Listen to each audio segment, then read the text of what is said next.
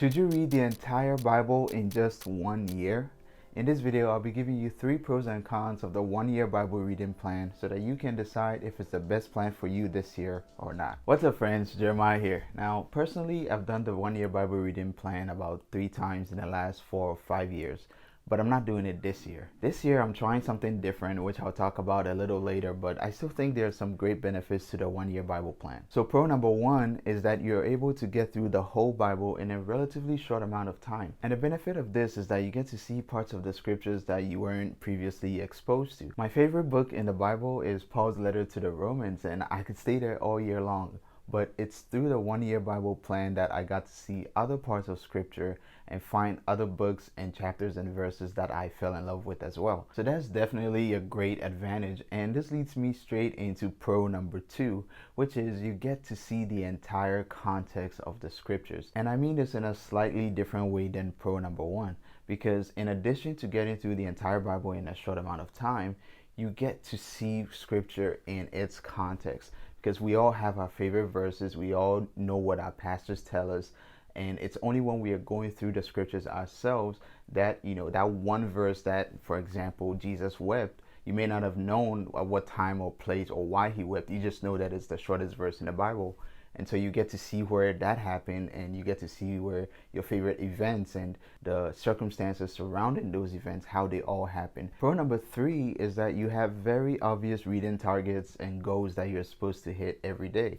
So it's like the plan has a built-in system for discipline and consistency. For someone like me who likes to do things in a systematic and super ordered way, it's very helpful when I can just read and check a box and I don't have to think about the next day or the next plan, because it's already done for me and built in. Now, before we get to the cons of the 1-year Bible plan, if this video has been a blessing to you, I would appreciate it if you bless the like button in return so that YouTube can show it to more people who need it. Thank you, I appreciate that. Con number 1 is that with a 1-year Bible plan, it's easy to get discouraged and give up if you fall behind. You see, the hard truth is that most people who start the 1-year Bible plan after a week or 2 or maybe a month or 3 months just fall behind for some reason. Life happens, and then they aren't able to get back on track, and so they just give up for the rest of the year. Remember when I said I'd done the 1-year Bible plan 3 times in the last 5 years? Yeah, it's not because I didn't start it the other 2 years. It's because I started it, but I couldn't finish it. Now, don't get me wrong. It's not difficult to get through the actual plan. After all, it's only a few chapters a day. And that's if life goes super smoothly and nothing out of the ordinary happens. If you're able to follow the routine, then you will be good. But for most of us, that's not the case. Things come up and we have to miss a day or 2. And then that day or 2 turns into a week, and then it turns into 2 weeks. And then you look at your plan and it says you're 14 days behind, and each day is 5, 6, 7 chapters. You do the math and you know that you can't finish it in one sitting. So you might read a little, or you push it off and say, oh, I'll get through everything on Saturday or something. From there, it's all downhill, and before you know it, you're 6 months behind and you just give up. That may or may not have been my specific experience. Con number 2.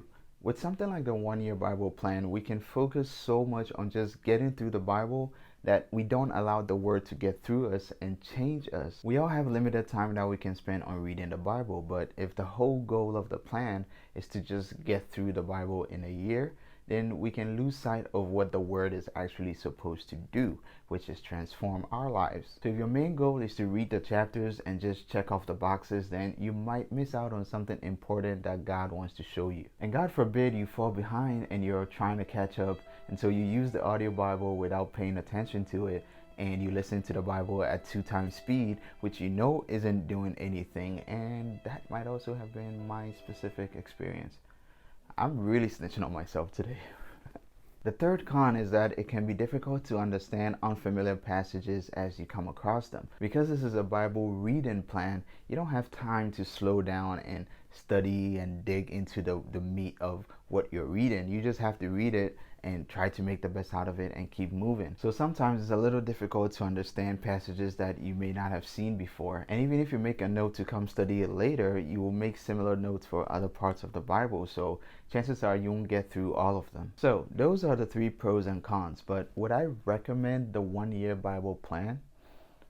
It depends. If you're a new believer or you've been a Christian but you just haven't gone through the entire Bible before, and you're able to set aside 30 minutes to an hour every day consistently, then you should do the 1 year Bible plan. Just try to avoid the cons as much as you can, because it's still a really good plan if you're able to stay consistent and allocate enough time to where you can slow down and actually receive the word instead of just running through it. But if you're someone who's already gone through the Bible at least one time in the last few years, or you tried a 1 year plan and it just didn't work for you, or maybe you just want to take it slow, then you could try what I'm doing. My plan this year is to read one chapter of the Bible every day.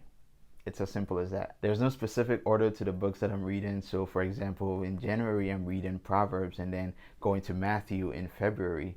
It's just whatever I decide to read, I'm going to read one chapter a day. This way I'm able to really take my time, and even though I might be studying something different, even when I'm reading the Bible, I'll still be able to get a lot from it. Now, of course, at that rate, it would take me 3 years and 3 months to read through the Bible, but I'm in no rush, and I don't know. I just want to see how it plays out. Comment down below if you think I should make a detailed video about my custom Bible reading plan. Regardless of the plan you decide to use, the most important thing is that you engage with the Word of God. Study it, read, and meditate on it so that it can transform your life. And if you'd like some beginner-friendly tips on how to read the Bible, check out this video right here, and I'll see you next time.